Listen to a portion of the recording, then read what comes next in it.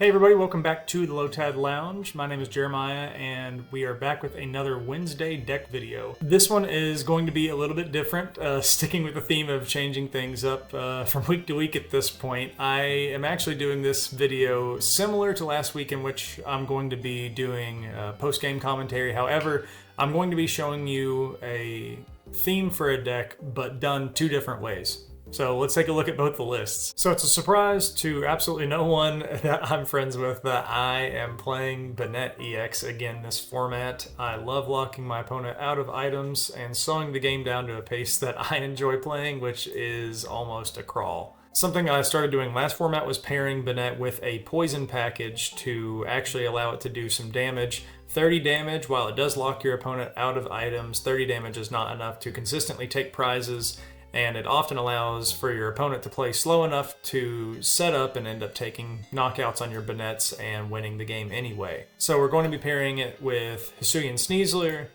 Brute Bonnet, an Ancient Booster Energy Capsule, and the Stadium Perilous Jungle in this very first build that I'm playing.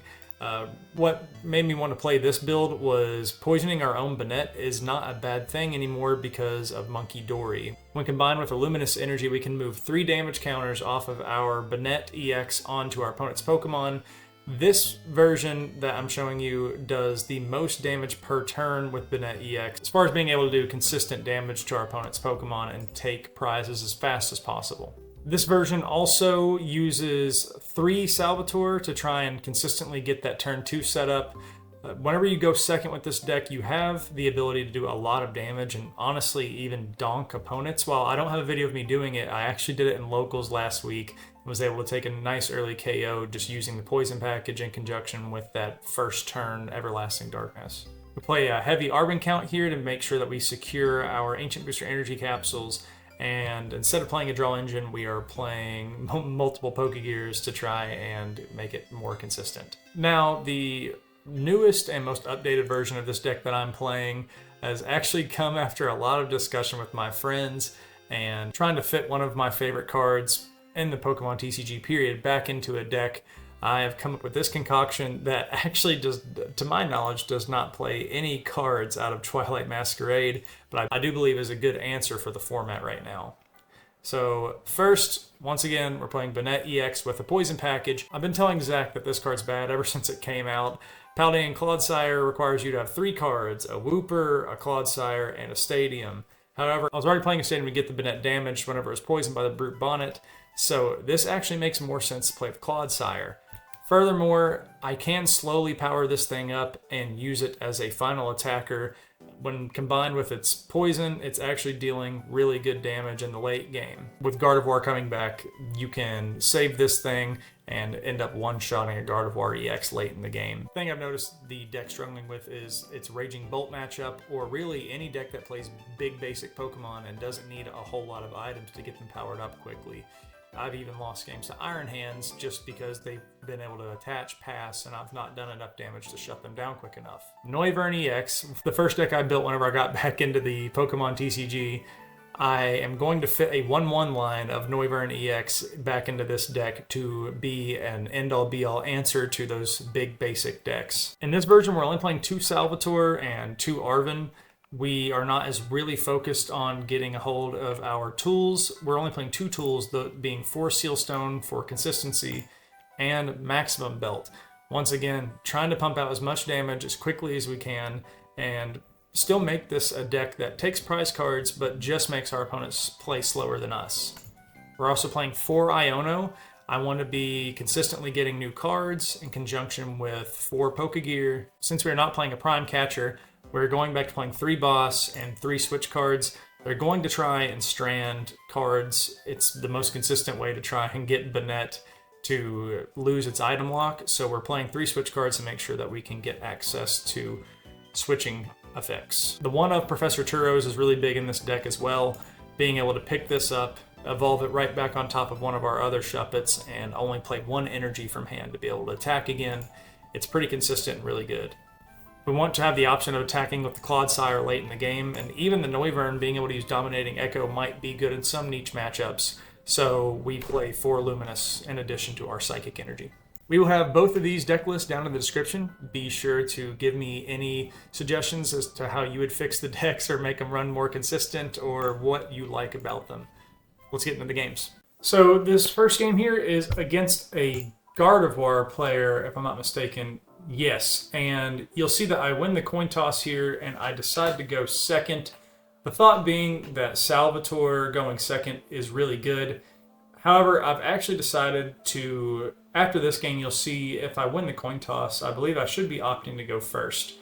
With this deck, I've decided going first is probably just the right move, because if you go second and you don't play Salvatore, you've probably lost the game. You only want your opponent to have one turn with items before you go ahead and start locking them out of items and start slowing down their play.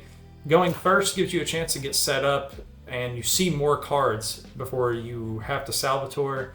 And in future variations, you'll see in just the next few games, I've made Salvatore more of a backup plan than an initial strategy. However, here it does work out pretty perfectly. All we have to do is bench this, get the Salvatore and energy, and we get to slow down our opponent significantly here. Easy as that. Everlasting Darkness, and now they will be stuck out of items.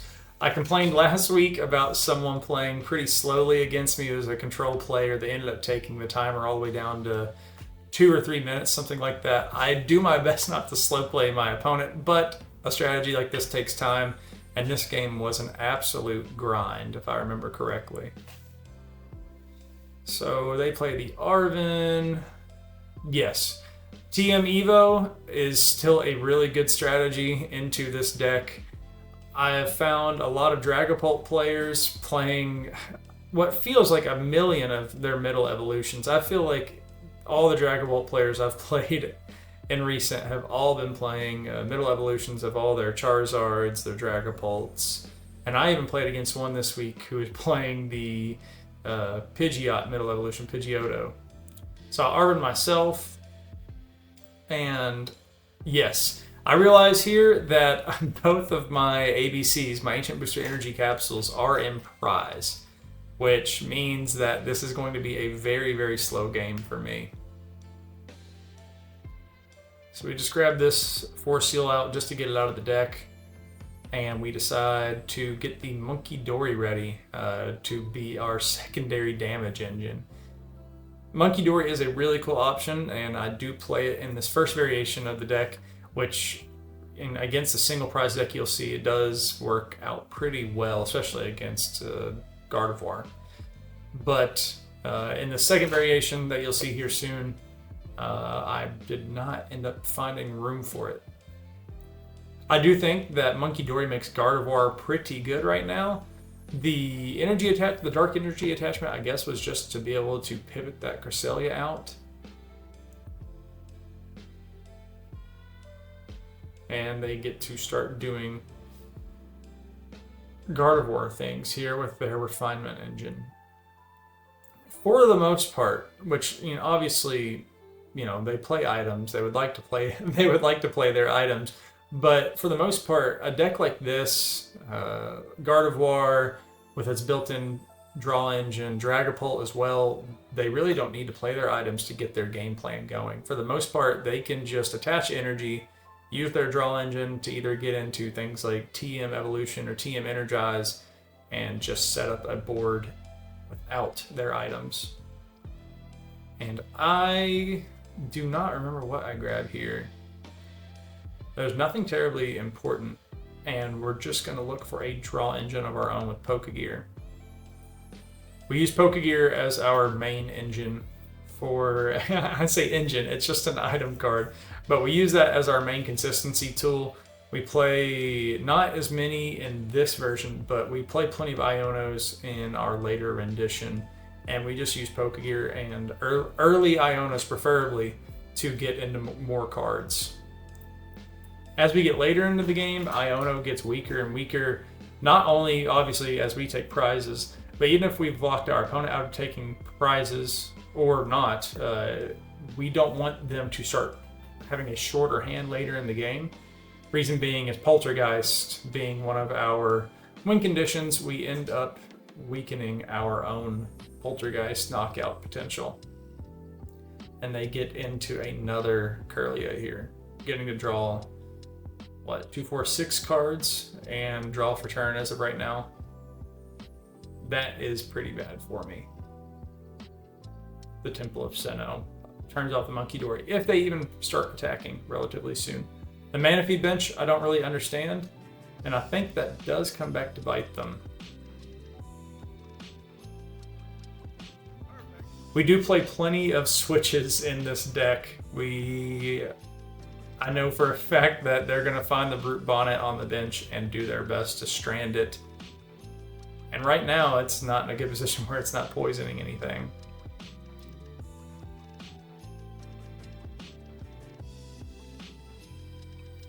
Salvatore, a dead card in hand right now. I'm really surprised looking back why I did the Bravery Charm. Oh, I guess it's because if I find my way into a switch card this turn, this thing does go away. Just going to read the board a little bit and make sure there's nothing to Super Rod. Get that down for turn, because we know that attaching to the Brute Bonnet doesn't do us any good. And there is the Prime Catcher. Not bad at all. I don't remember what I end up taking to the front here. Looking now, I believe, I don't know if taking, yeah, I think Manaphy is a pretty safe bet. Making them find an energy to attach return. And now we have that Cresselia set up as well for an easy knockout.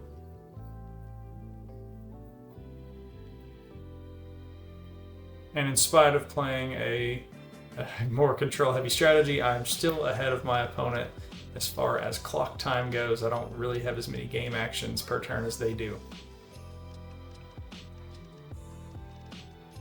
More Kirlia draws here.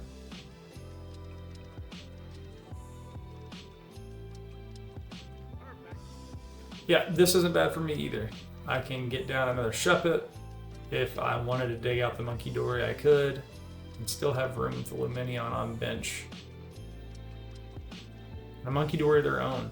If they were to have gotten down a Darkness energy, that would not have been good. They could have really started messing up our game plan here. We're only doing 30 a turn without having damage on the Banette or a poison. Without a way to get into poison, we could have found ourselves in a lot of trouble. I don't believe they find their way. Yeah, they do. So this is where the game gets pretty scary for us, is the fact that they're able to get to this without using rare candy. This is why middle evolution heavy decks are so scary so scary to play against. The fourth energy, couldn't tell you why they loaded that on there. And we do not mind seeing the Iono at this stage in the game. And there's our Radiant Sneasler and our Perilous Jungle. All matters to get our poison going, but it does not look good for us here. But looking at the board, they outed their own temple, so we get to take an easy knockout on the Cresselia.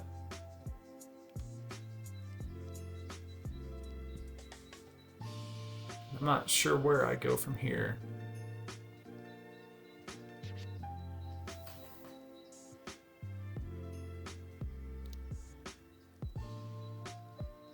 Let's see.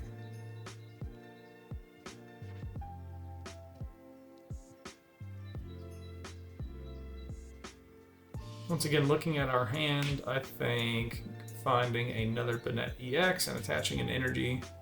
Yeah, that seems like that would be the move. We leave our hand or not our hand, but our board as is. We are going to be losing our Banette EX. Oh, but we just hit the switch. There we are. And draw 6 fresh cards.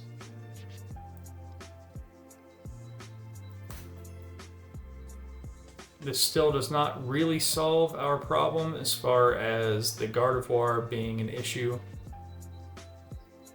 But we can set up that Manaphy back there for a knockout as well.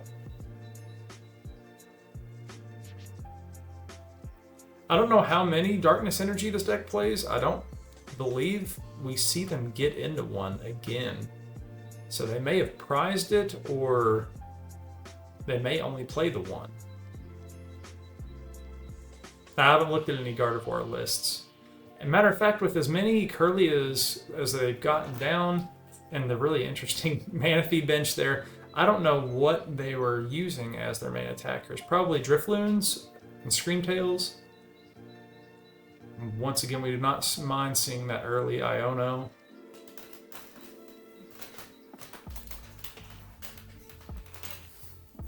They still have plenty of time to get more items into their hand here.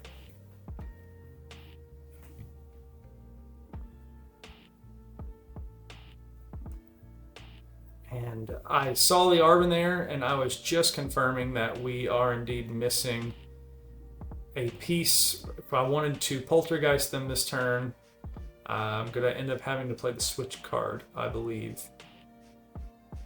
And I do believe that's what I end up doing, is just going ahead. And I remember thinking, do I play the Super Rod to put an energy back in there just for next turn? No, okay, and I don't, so I'm going to let this thing get knocked out here.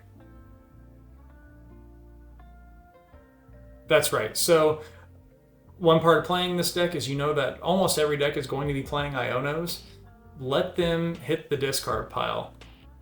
If they, wait till later in the game, and if they want to keep Ionoing early game or even into the mid game, as long as they're out of their deck or out of access for them, then we know that we can allow them to stack a very large hand like they have now, stop playing Ionos ourselves. And that is pretty brutal. The Gardevoir going back down there is pretty brutal. That was a very good Turo. So now we really do have to count on Poltergeist being able to put in work here and do quite a bit of damage. And something to consider is the fact that after we Poltergeist, we have to get another Banette set up, which is why we held that Super Rod there. Get another Banette set up and be able to, and hope that they have enough cards in hand to go ahead and take a knockout next turn. And there's our ABC. So that is going to be an additional 50 damage to whatever attack that we do.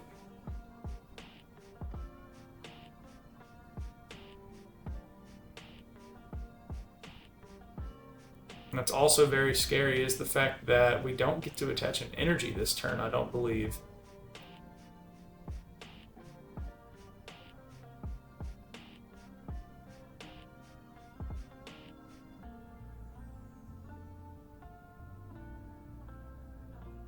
I don't remember what we end up going through here.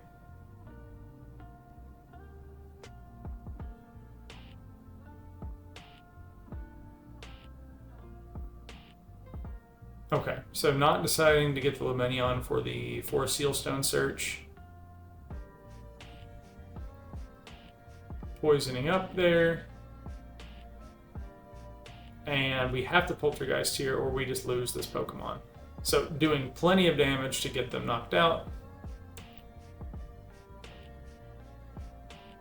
And the unfortunate part is, like I said, we did not get to attach an energy. And now they get to play item cards. So they can Ultra Ball, they can Super Rod, they can get almost all of their resources back.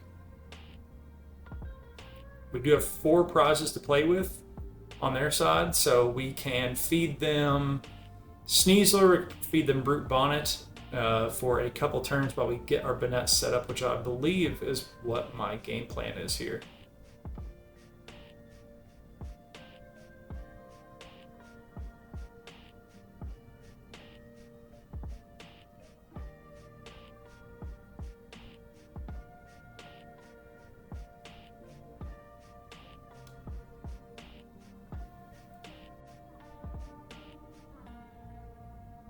No, and they did have another Iono. I really think I understand that Ionoing down to 4 cards for them is probably pretty scary, but that was probably a slight misplay on their part. Now that they know what my win condition is just hitting for big damage with Poltergeist, I think that they more than likely should have played that Iono as opposed to discarding it.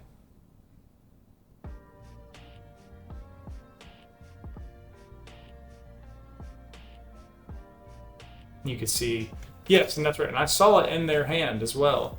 And I remember being pretty afraid of the fact that I had seen it.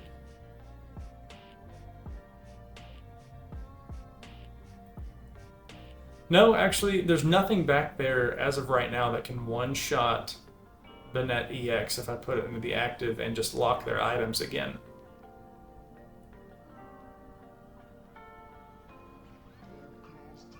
And we could put on some considerable damage using Everlasting Darkness in conjunction with our poison package.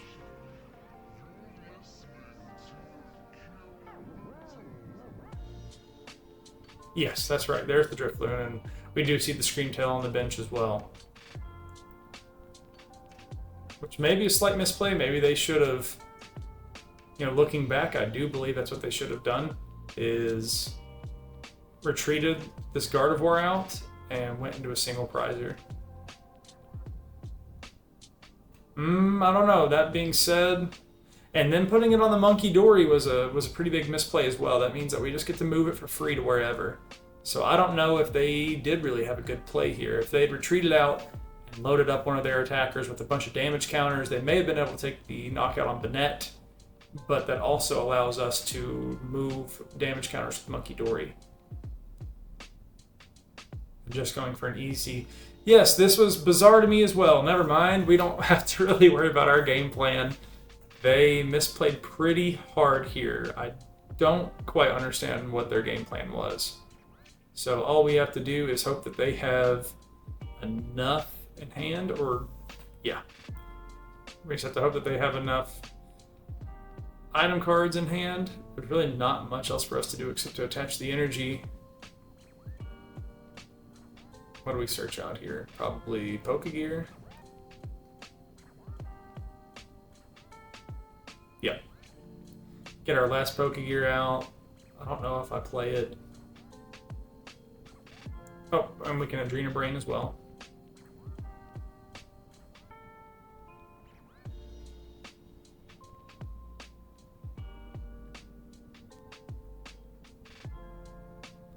No poison for us to put on them as of right now. We do find a boss. Here's the hoping, and that does wrap it up. That was a pretty big misplay on their part. I think there was a few things that they could have done better to try and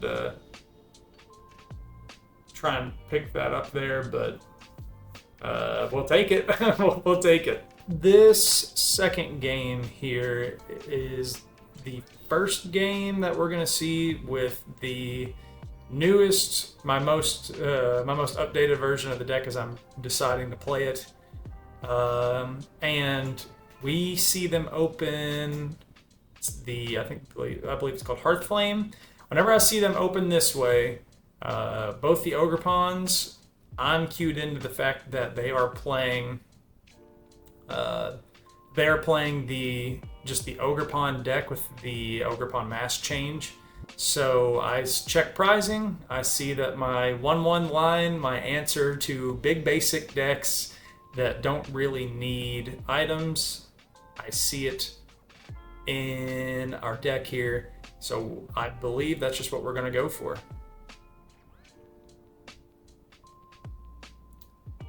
There's no reason for me to grab anything else aside from the fact that it may have been wise to maybe put the other Shuppet down in case they do end up donking this Noibat.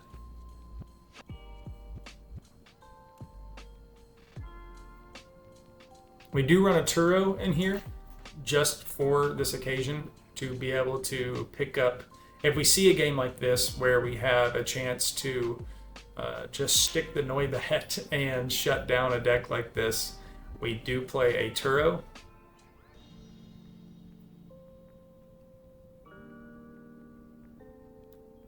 This is where things get scary is the fact that we do not have access to energy card or switch card to get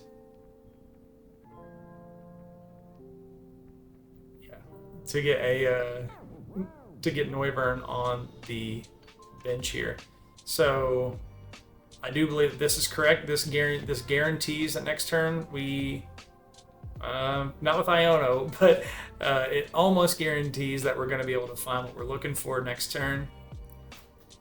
Even if they decide to Iono us, we went ahead and put the Force Seal Stone down.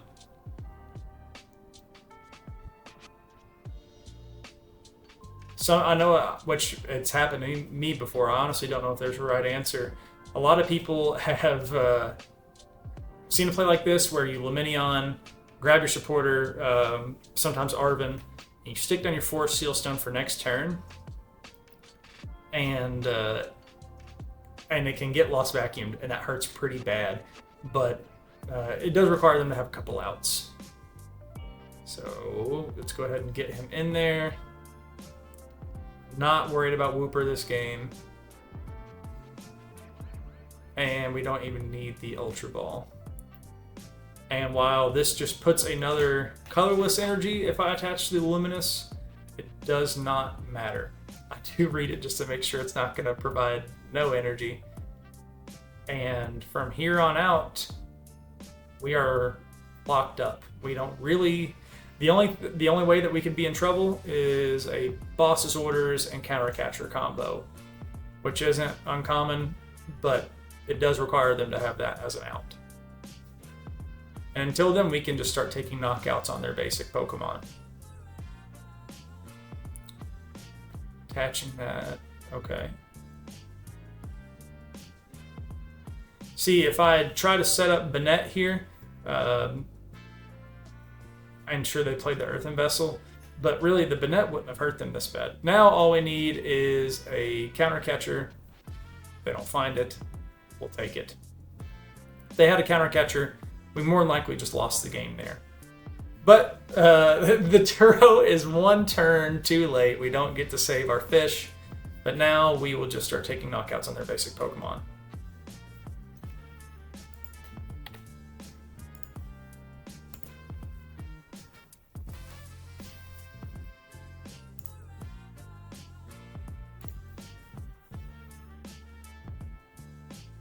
And that EXP share allowing them to move one, not really all that worried about it. And Ionos. Iono hurts them pretty bad, actually. They've already taken 3 prizes by the time we got the Noivern lock set up. And this is where it gets scary. We find that they are playing an evolution line in addition to all their basics. I've seen this deck now. Whenever they played this, I realized that I'd seen this deck before, but this does make things a little bit more frightening.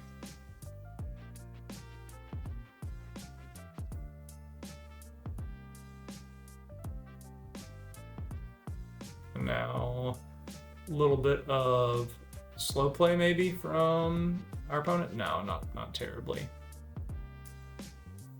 Going and attacking, and Noivern not caring at all. This is, like I said, this is what we brought him for.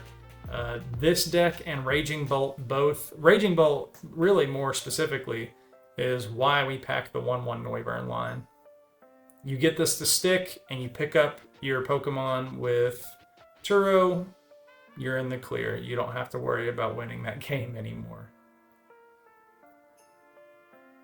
But we do go ahead and set up the Banette to... We don't have any of our poison package down right now. It's honestly pretty scary. But we do set up the Banette to try and stall our way into a win condition if we were to have to, keep fighting with it. Really, at this point in the game, with them having taken 3 prizes and having... already having taken 3 prizes, and us having still a deck full of Ionos, I don't really believe that they're going to find a good way to get into the Sinistcha. A little bit of debate here. There we are. And into the Perilous Jungle. I don't remember if I do or not. I personally believe at this point, there we go. Yeah. No, I decided against it. Hindsight's 2020. Looking back, I do believe I should have started probably focusing on getting my poison package set up, benching a Wooper, and maybe another Banette. Or, excuse me, another Shuppet. But instead, I have a couple boss's orders in my hand rather. And I believe I was planning on playing around that.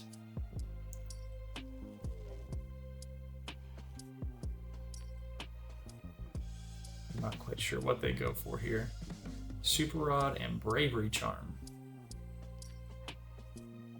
Bravery Charm does... Yeah, that does save it from being two-shot. But they leave this here. I don't know if that's the right answer. And it doesn't matter. They go ahead and concede. They were in a pretty bad position there. They needed boss and counter catcher to be able to stop that lock. And this one I win the coin toss, and you'll see me going first. And take a look at the hand here. See, this hand, for instance, if we didn't find Salvatore off that Pokegear or draw an Ultra Ball for turn, then we would be in trouble. I don't remember. I think this may be the really weird game. If this is the game I'm thinking of, I think we're in for a treat. I don't quite remember. But yeah, like I said, yes, so we did not find Salvatore off that Pokegear. If we had been playing a Salvatore heavy going second build, we probably just would have lost right there. But now, like I said, going first, we get a chance to lock their items in spite of not having Salvatore in hand. Not going to be going for the Noibat Noiburn. So we get to lock them up good here. We play 4 Perilous Jungle, so we don't really mind throwing one out early. The reason I do that is in case I get Iono'd here. But they end up finding a Snowy Mountain, which does not shut off our Clodsire. And we drew one for turn, a little cheeky there. Once again, I don't really want this to get put to the bottom of the deck and never find it again. We do get to get the Wooper set up here. There we go. Not the Wooper, the Clodsire. Start ticking down some good damage on that Palkia here.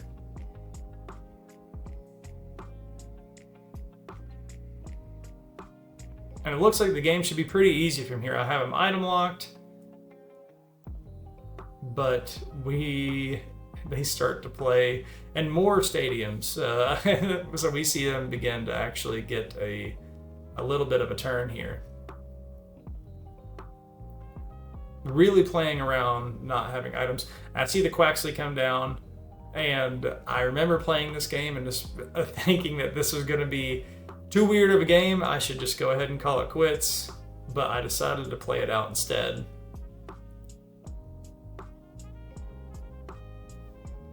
Let's see here. I believe I have no choice but to go ahead and give them more cards.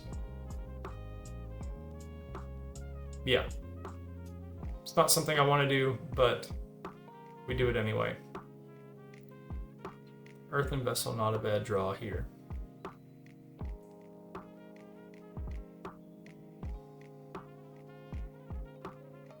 We know that we no longer need the Buddy Buddy. We are out of Shuppets.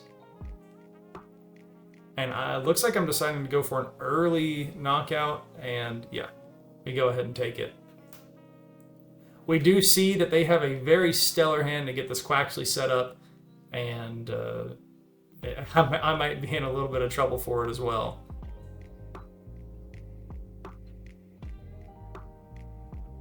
So they have Rare Candy, Ultra Ball, and I don't remember if I saw an energy in hand or not.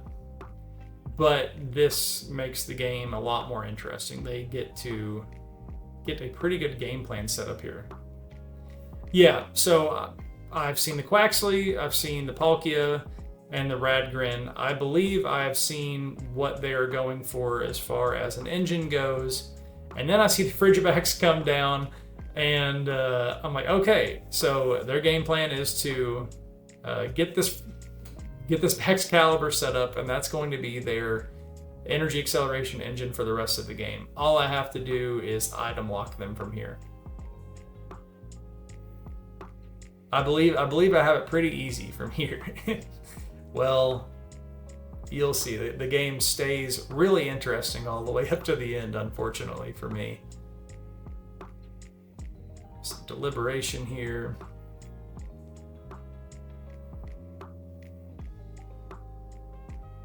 And we know that we can once again get rid of the Buddy and the Noivern. We are not going for that play this game. Finding Perilous Jungle, getting down 80 damage a turn. There we go. And we find our way into some good stuff here. I don't remember what I want the boss for.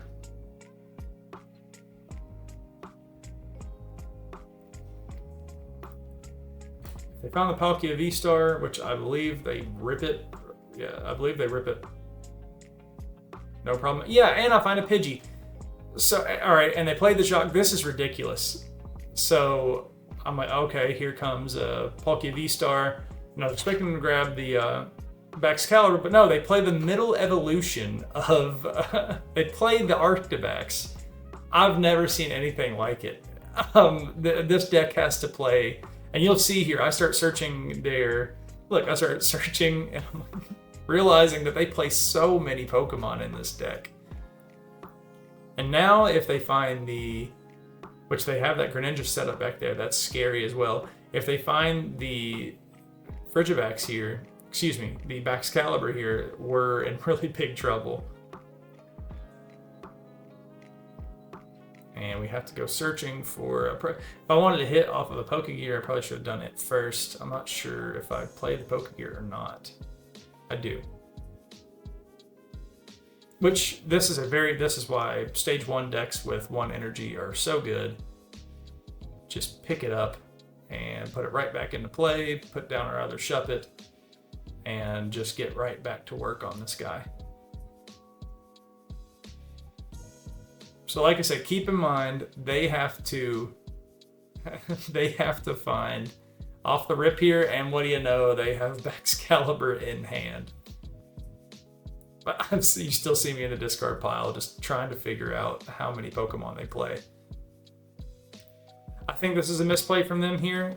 In my opinion, they should have. They probably should have retreated that thing and went ahead and attacked with the Radiant Greninja.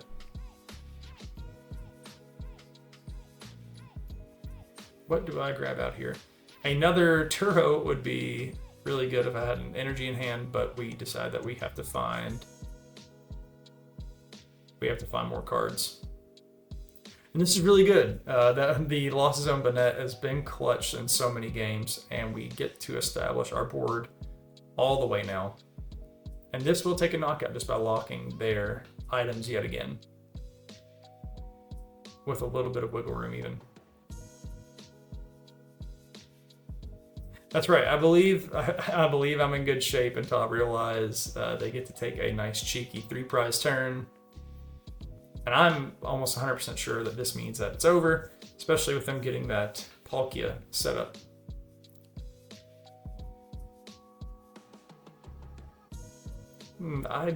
Yeah, really bad shape here.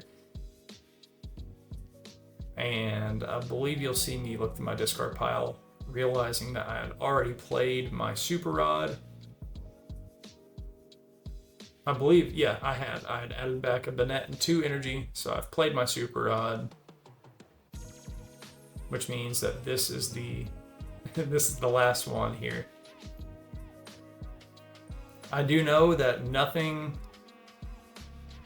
I don't believe anything, that's not true. The Radiant Sneasler is in big trouble. It can get one shot if they find their way into a boss's orders. See me deliberating if I need to grab. Yes, I believe I go and grab an energy here. And if I'm not mistaken, I don't think that this knocks out. It does not. Look at all the Pokemon. They have a Pidgeotto in hand. They play the middle evolution of all of them. No rare candies. Absolutely nuts. Bonkers. Yes, I believe, this is just me, I don't believe that this was the right play for them. You see me start searching for a boss's orders. 1, 2, so we should have a third one in deck. I don't know if this was the right, like I said, I don't know if this is the right play for them either. We do know now that we cannot, so yeah, we do the search there just to make sure that we can find the boss's orders. We're all out of, nope, we have one more Pokegear. And a boss's orders more than likely wins us the game here. They have one card. No way of just searching energy the easy way unless they get into a Pidgeot. And we are just going to more than likely, yeah, just ping this thing down. It goes away after this turn if they keep it in the active. Which they do, which is probably a slight misplay on their part.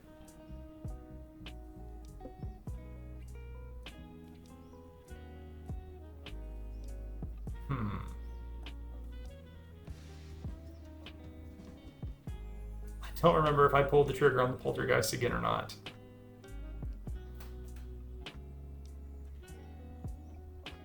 You see me debating with myself quite a bit here.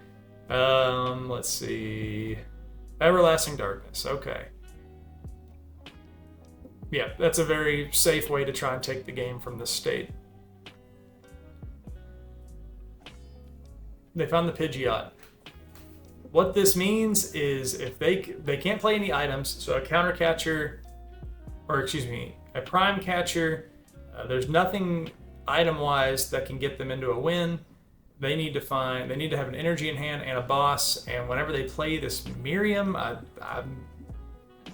feel pretty safe that I have it at this point.